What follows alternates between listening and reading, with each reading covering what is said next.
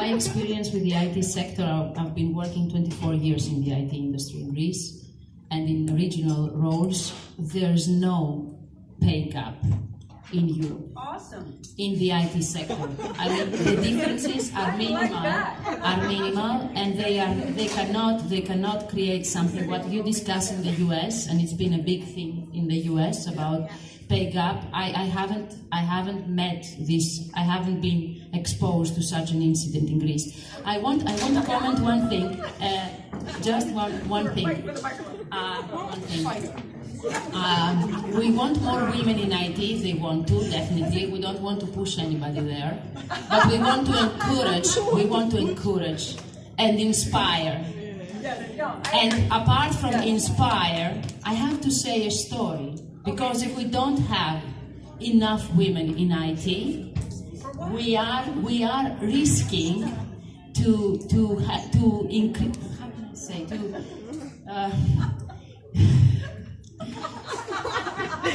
revive gender stereotypes forever. Let me give you a story. It's from an American multinational company who, it was a big thing in the press a few months ago. So they have a bot. They have an HR department that uses this bot to screen candidates' resumes. Okay? So the bot does a pre-screening, and then the CVs get scored, and the better CVs get to the HR department for the candidates to get into the interview process. So after a few months, this bot has been operating. They realized that in the CVs they were getting, and it was a technical company, so it was technical CVs, there were no women CVs being given to the HR department for the interviews. So they said, what's happening? I mean, we don't have women applying? No. They had women applying for the roles, but the women's CVs got less scoring by the machine, because the machine used data in the database to do the scoring, to develop the scoring mechanism based on historical data. And guess what? In the past, there were like 80% or 90% of men applying, instead of today where we have more women applying. So the machine used certain words that were, let's say, more commonly used in the women's CVs to exclude those CVs from the process. Guess what also? The team who developed that was a men team, okay?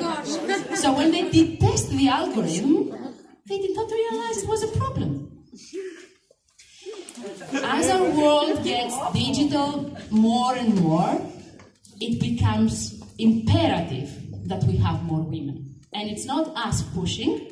Of course we need to inspire the women. Of course the women need to follow their dream. Of course we want to make them believe that that dream is possible and they can do it. That is my mission. Okay. Maria, it's your turn at last. Okay, as an engineer, we're having a discussion. Super here. Yeah. My numbers say that in fact only 5% of women hold a leadership position. So I want to ask, why don't we see so many women in top positions? Yeah, there's a great deal of things and work that has been written and said about this kind of issue. I'm actually seeing now on a daily basis many tweets and many content on social media about gender equality and treatment and the women on leadership roles. And these are concepts like glass ceilings and sticky floors and concrete walls, terms that are actually hitting the headlines and being used like buzzwords, etc.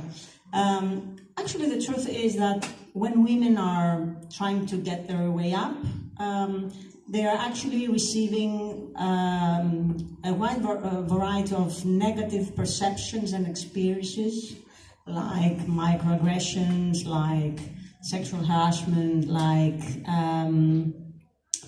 discrimination, and of course things that have to be as obstacles in their way. So they are facing quite a lot of challenges on their way up.